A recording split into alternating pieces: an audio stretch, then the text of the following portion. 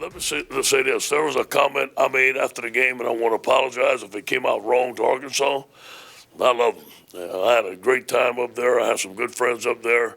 By no means that was to demean them. That was just the mood of our football team, and that we have bigger goals down the road. So if I said something wrong, I apologize to them. I know those guys are some good guys up there. Really appreciate those guys. To open this thing up, our challenge and our charge to our football team has quickly turned to, as it did Saturday night in the locker room, for this week, to Friday afternoon for us to play our best football game that we played all year long. And that's always going to be a challenge, and that's always the focus for the week, is to play your best game that you played all year long. Saw glimpses of that the other night, especially early, and it's going to be a great challenge for us to do that this Friday afternoon. And it's been a rough 3 years on our football team, our football program, our fans, people that love this program, care so much about it. Last 3 years, there hadn't been a lot to cheer about. And my vision as a head football coach here, the acting head football coach, as a former Razorback, a native Arkansan, my vision for Friday afternoon is for us to put aside the last 3 years and for us to unite for 3.5 hours on Friday afternoon in Little Rock, for us to have a moment as a program, as one Razorback across the state, our fans that care so much about our program, our football players, our staff, the young men that put so much time and effort to getting ready to play football games that hasn't gone the way that we wanted it to go. But for Friday afternoon, we have an opportunity playing an SEC game and a very worthy opponent, Missouri, Friday afternoon, for us to rally together, unite our fans and our football team to create an atmosphere that we'll all be proud of, and hopefully a product that we'll all be proud of on Friday afternoon. How about Friday? We have Missouri and Arkansas, and for Missouri, Derek Dooley, he told the media today that Kelly Bryant's still not 100%. We know about his lingering hamstring issue that caused him to miss the Georgia game, but Bryant also has had fluid drained from both knees. That was prior to Saturday's loss to Tennessee. So Bryant banged up. He will give it one more go this week at Arkansas on Friday. Missouri-Tennessee game. Some poor tackling by Mizzou here as they allow Jauan Jennings to fight his way into the end zone. Should have been tackled there. Need him. There. You got him. There. No. Maybe one more time. I thought you were getting him. Can't stop Jauan Jennings, apparently. Good win by Tennessee, though. I mean, tackling is a premium in football. Can't do it, can't play. Arkansas, KJ Jefferson, my man. Listen, those markers mean you get an extra set of downs. And you just didn't want to go across them. And I don't understand why, because you had the opportunity to put a move on or just drop your shoulder. Look at Coach's reaction here. Oh, no. Situational awareness is on the game of Madden. Get rated for it, and when it's not good, you suck as a player. KJ, you don't suck, but you got to be more. Big news coming out of the SEC that Missouri's nearly year-long wait for its appeal of the NCAA sanctions in its academic misconduct case came to an end on Tuesday, and it wasn't the result the Tigers had hoped for. The NCAA Appeals Committee denied the school's appeal of a one-year postseason ban for its football, baseball, and softball programs. The ruling means Missouri's football team will not be eligible for a bowl game this season. Additionally, Missouri's baseball and softball teams will serve a one-year postseason ban in 2020, a ban that includes the SEC tournament. All three programs also face recruiting and scholarship restrictions. Now, how did we get here? Let's go ahead and take a look at the timeline. It's been kind of a crazy one, to say the least. 2016, a tutor admitted of doing coursework for football, baseball, and student athletes on the softball team as well, too. In January, the NCAA hit the football and softball and baseball team with one-year postseason ban and placed the athletic department on probation. As we continue to move forward, Missouri appealed the decision in March, and on Tuesday, finally, the appeal was denied and the sanctions were upheld. If you look at what we did, we acted with the highest integrity. We immediately self-reported. We opened up completely to the NCAA enforcement staff, worked with them, went through the process. We received exemplary cooperation throughout this entire process. And in the end, we received sanctions that others with comparable cases did not receive at all. That creates a truly chilling effect on compliance, because people look at this and wonder, if we do that, what will happen? This is a really hurtful decision that's a blow because it impacts so many student athletes. It's really when our coach, when our coaches are talking to kids that have eligibility left, that their senior year and they can't go to postseason play. It's really, really difficult. You saw Jim Sterk there, the athletic director, get obviously emotional about this. What did you take ultimately from this decision by the NCAA to uphold this? I looked at it from the player standpoint of there's so many guys like the seniors like Kelly Bryant, guys like Cale Garrett, I know he's hurt, but Jonathan Nance, who won't have the opportunity to play in a bowl game like this. And the fact that they're right here on the edge right here. They're about to get their sixth win possibly against Arkansas, and not having that opportunity, coming in this fashion when you work so hard to get to a point where you want to reap the rewards of all your hard work and not be able to do it, and it comes down in this fashion right now. It's tough to swallow, man. I think it's a sham. I think it's disgraceful, and I think it sets a terrible precedent. You're talking about 2016, a handful of student athletes, one tutor. It was self-reported. What are other schools going to look at now? They're like, oh, shoot, we better not report this. We better keep this behind closed doors. And look at this. It took this long. Right. Are you kidding me? It took this long to figure this out. Chase Young does something that you know you're not supposed to do as well. There's probably should have gone through financial documents, and it happens in 2 days. Yeah. And we're waiting this long till this end of the season. It affects these players during the season. It affects motivation. It probably had to do with their losing streak as well. I mean, you don't know what's going to happen. You got to be honest, man. It is terrible. A lot of schools are not probably going to do it now. Well, I was going to say, it's a terrible precedent. I talked to people all throughout college football, all throughout college athletics. They were hoping that this would get denied, right? That they would overturn this appeal, because now they look at it and go, why on earth would you ever actually go to the rules? You know what? And just say deny everything at that point. Yeah. It worked for North Carolina in muddying the waters of their academic fraud case. All right, so as we continue to move on, Greg Sankey, our commissioner here, said throughout this process, the University of Missouri had conducted itself with great integrity and has been praised by the NCAA D1 Committee on Infractions for its exemplary cooperation in this matter. While there's no excuse for the actions of a single academic tutor and the small number of student athletes involved, the penalties applied were unusually severe when fully considered. Strong words from Commissioner Sankey on that. From Little Rock, Arkansas, this is the Home Depot SEC on CBS. The Tigers versus the Razorbacks and the Battle Line rivalry. With John Trippin on the field, Rick Neuheisel, Aaron Taylor, I'm Carter Blackburn. Let's not get into how this season is disappointing for both the Tigers and the Razorbacks, but Rick, there's no question it's good news for one of these teams. There will be a win today. Well, there'll be a celebration tonight, and on its face, it may look like a game of little consequence. You're going to just pack up the equipment and go home. But I promise you, for these two coaching staffs, they may be packing a lot more if they don't come out with a win tonight. They're going to play a lights-out ball game. And for the players, for these seniors, this might be the last time they ever get to play this sport. So when you're playing for pride, there's still a lot at stake. I think these guys should let it rip, have some fun, and see what happens. Well, now to the breaking news for the Missouri Tigers at quarterback. Kelly Bryant will not start, not expected to play because of a knee injury and a hamstring injury. That means Connor Bazelak will start for the Missouri Tigers. So what does that mean for Mizzou? It means Missouri's going to lose some leadership and experience on the road, which is never good. But Connor Bazelak came in at the end of the Georgia game and played lights out, led a 17-play, 76-yard drive. He's a smooth operator. That offense operates efficiently when he's under center. He looked fantastic in his brief time against Razorback fans. Please welcome to War Memorial Stadium the 2019 Arkansas football senior class. Number 3, Sosa Agee.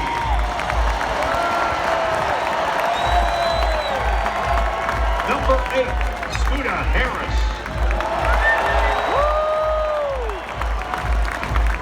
Number 52, T.J. Smith Jr. Number 54, Austin Capps. Number 86, Jamario Bell.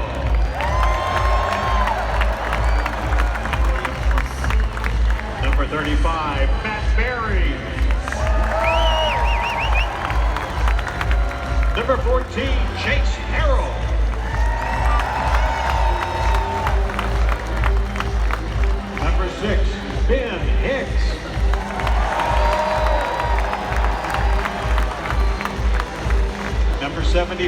Colton Jackson.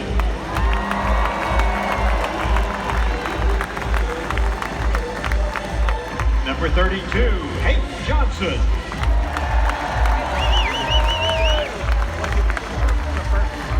Number 19, Connor Limpert.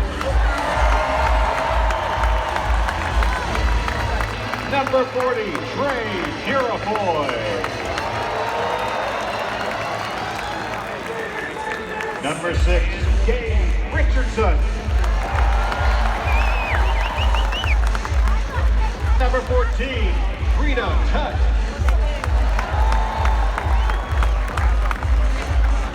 Number 21, Deborah Whaley.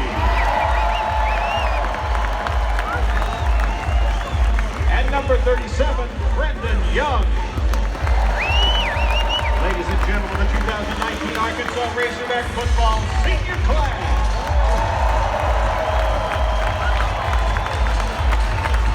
Who's ready for Razorback football? Now entering War Memorial Stadium, these are your Arkansas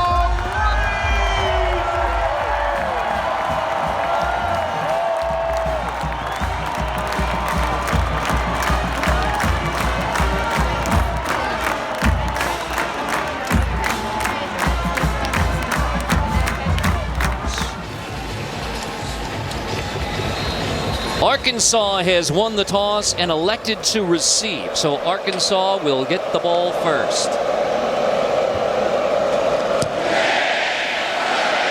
So this is Arkansas, bobbled at the 2, scooped up at the 5, and Arkansas is going to bring it back across the 20 and get out to the 24-yard line. So a deep shot, Tigers hold on 1st and 10. Here's a handoff, Boyd. Boyd gets it across the 30-yard line. Boyd fighting his way for 9 yards. 3rd and short, Lindsey will check. And now Boyd takes it and has a 1st down. So, and off again, Boyd left side, big hole on the left side. And Boyd giving the Razorbacks some steam on the opening drives. Another direct snap, and it is a 1st down. Whaley takes the direct snap and has a 1st down for the Razorbacks. On the left side, running behind Cunningham and Capps, gain of 6. I'm going to tell you this, Barry Lunny's going to be giving clinics on this direct snap on 3rd down and short. Those are 2 very successful plays, and as all football coaches are, we're always... Starts over Taylor Powell, the sophomore from Fayetteville. Bazelak stepping up in the pocket, pressured and dropped. And it's McTelvin Agim playing in his final game as a Razorback who gets the stop, forcing 3rd down. McTelvin Agim's right there over the right guard, just stays alive, does a great rip move, then a spin. The pocket completely collapses. That's a grad transfer from Arkansas, makes the grab. Roundtree unable to miss the 2nd tackler sliding in. 4th and 1, opening drive. Tigers going for it and push back. No shot for Bazelak, and the Razorbacks hold on 4th down with Jamario Bell. Lindsey 0 for 4 on the opening drive. So handed off, Rakeem Boyd finds another seam. Boyd pushes to the 31-yard line. Barry Lenny Jr., the tight ends coach and interim head coach. And off, Boyd, big pop. Boyd breaks the tackle, taking the Tigers with him to the 20-yard line for an Arkansas 1st down. Trey Williams finally gets him from behind, but Boyd needs a break. Keep your eye right here on the fullback there. Nice job going up to the 2nd level and being able to get the block, bam, right there. It's that lead block, and what I'm seeing early from this Arkansas offense is a tremendous ability to attack downhill. They're showing big jumbo sets, and that's what's allowed. Oh, snap, maybe a free play here. Lindsey to the air, to the end zone. It is caught. Touchdown. Knox holds it in. Check the flag, but it looks like offsides. Mizzou, and a touchdown for the Razorbacks. The result of the play is a touchdown. Offside. Number 78 of the defense. This penalty is declined. This is just the free play rule, guys. You get see an offside, you know you can take your shot, and it's a beautiful job by Trey Knox fighting for position there in the end zone. You can see him come back inside the defender, makes the play, touchdown Razorbacks. And Lindsey seemed much more composed there, didn't he? Without the pressure of having to do something knowing it was free. And the offense takes it into the end zone, led by Jack Lindsey. 7-0 Hogs.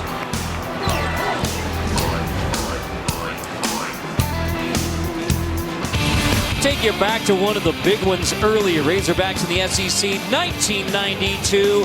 Barry Lunney Jr. first career start, leading the Razorbacks to the upset over 4th-ranked Tennessee in Knoxville, 25-24. Man. Hey, Wild Hogs band together. Oh, Harris drills Bazelak. Missouri very fortunate to get back on top of the football. Wallace Sims fall on it as Harris. Recovered by the offense. Wallace, Bazelak. There's Dejon Harris there, lined up over the slot. He's telling on himself, cheating, peeking in a little bit, but it's empty. There's nobody there. That's probably an empty check, Rick, that allows them to get pressure because there's nobody to pick 8 coming up off the end.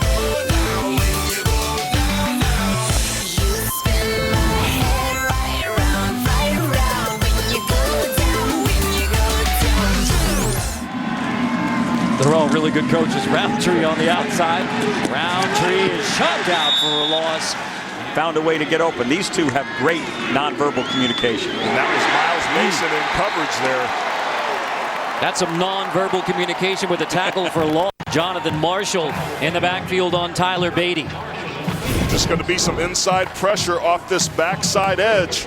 Getting yourself some pressure. As a tackle, you have to set and keep your shoulder square. Excuse me, it's from the other side over the right tackle. You can't have that penetration. Nobody picks him up. It's another sack, fellas. These guys.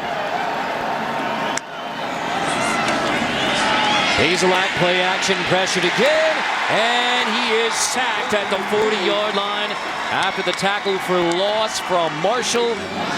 We've already talked about how Arkansas has a lot of players out with illness as well. There's a catch by Parker on the edge, but it is a loss as Bumper Pool comes up on the golf course. Probably missed a 3-footer. Make sure Ricky gives you a couple strokes now. That is pulled by Lindsey, and he's going to go rolling across the 50-yard line. Jack Lindsey shakes the Mizzou defense. That is a gain of 26. He had a 30-yard run last week against LSU. Missouri's going to have to account for his legs. It's a field position change. Just Chris Turner, the defensive end, ended up chasing the back. Nobody had. They got to buckle up here as Arkansas's on the march. Boyd takes it on first down. Another stretch play for Boyd. Elliott, Bolton, back the Tigers, and the Hogs all pushing. Everybody's pushing and shoving. And now finally it is blown dead. But that is a hard-fought 7 yards. And the Razorback fans love it because their Arkansas team is fighting for it today. That was the epitome of a hog pile. I mean, that was unbelievable. How many times have we seen Boyd be able to just move the pile like that today? Ricky Stromberg, number 51, coming back into this ball game. The true freshman right guard had a great block on that. He left the game earlier. Now he's back in, and it was a key factor on that huge play. The Battle Line Trophy on the line. Missouri 10-7 on Arkansas at the half. All season we've been celebrating college football's 150th anniversary with a taste of tradition presented by Sonic. War Memorial Stadium in Little Rock, Arkansas has played host to major college football games, concerts, and events over the years since opening in 1948. Perhaps one of the most memorable moments for Arkansas fans, 2002 against LSU, SEC West title on the line. Hogs upset the Tigers, winning 21-20 in dramatic fashion. The miracle on Markham. 21-20, the final score in that one. Halftime of this one, Bazelak down with a knee injury. So now it's Taylor Powell, the sophomore from Fayetteville, Arkansas. Play action is Brooks, and Arkansas gets the takeaway. Brooks has the INT to set the Razorbacks up on the first play of the third quarter. True freshman stepping up, making a play. We just talked about managing the miscues and making sure you don't make a mistake. Powell, on the first play of the game, throws an interception. Well, it's an RPO, but the defender was never in a position to allow him what should have been an easy throw. This was going to have a problem from the get-go. That flat defender are back to take away. Snap it from the 26. Lindsey pulls it. Room to run for Lindsey. Takes it to the 11-yard line.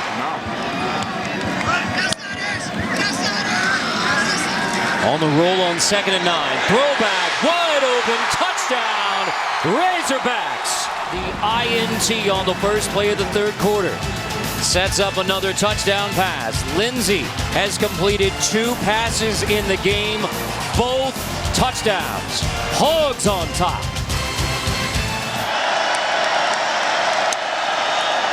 Powell on 3rd and 4. Stepping up. On the move. Powell's just going to slide. Hits. No flags. Powell slides. All the first reads, and Arkansas gets themselves a 3-and-out. McCann punts it away. Brody backing up. Good punt. Brody takes it at the 15-yard line. And now across the 25. And now it's seam across the 40. Out to the 46-yard line.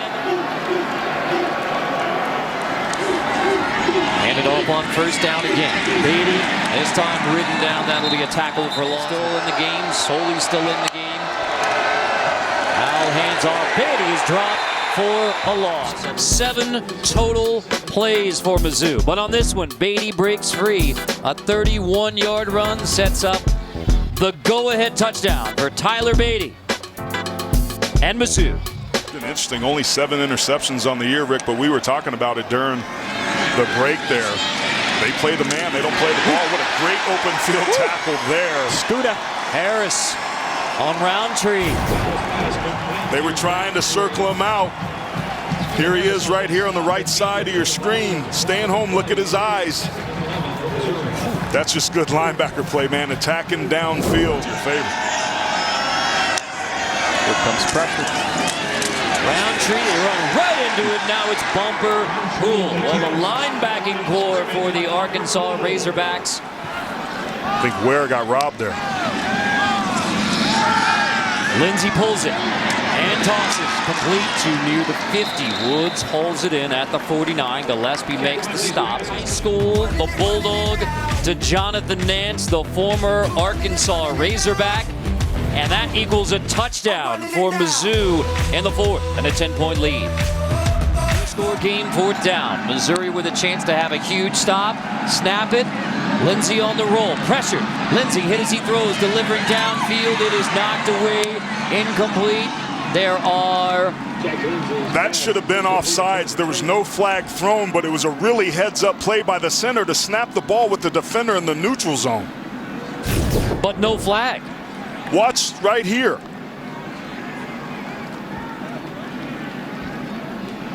The helmet clearly of Kobe Whiteside inside the neutral zone. Great job by Ty Clary to snap the football. But there's no flag thrown for offsides. The Battle Line Trophy. So for Aaron Taylor, Rick Neuheisel, John Triffin, I'm Carter Blackburn saying so long from Little Rock. Final score, Missouri 24, Arkansas 14. We'll send you back to Adam Zucker and company in our New York studio for the college football postgame show presented by Rocket Mortgage. The Battle Line rivalry goes Missouri's way again, 24-14. It's been a special time.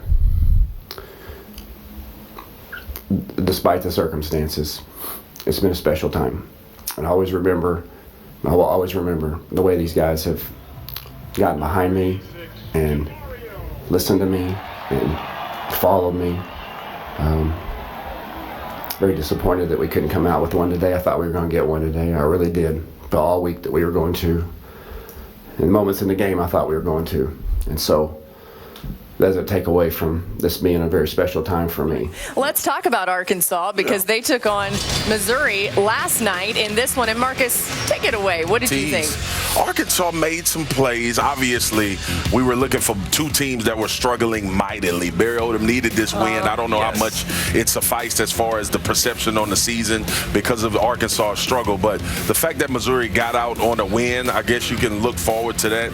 And Arkansas has to retool. We know obviously they're going into an offseason where they're going to try to find a head coach. They have to shift this program, figure out what they want to do, who they want to be. And maybe I'm old school in saying this, but it's been so cliche, but I've always thought Arkansas was successful when they were physical. Every Arkansas team that I've seen since I was in college all the way up till now, if they are a physical football team at the line of scrimmage, they can hang and even beat some people in the SEC West. I'm not sure if that spread situation works there. But even when we go back, and people thought that when they had McFadden and Felix Jones and Peyton Hillis that they were spread. No, they weren't. That was an absolute downhill running game. Just because they had jet sweeps where they toss it to, that's where Arkansas has been good. They've had athletic speed, and they've been very physical up front. That's what's done it for Arkansas. Yeah, on the Missouri side of things, of course, the NCAA did uphold their bowl ban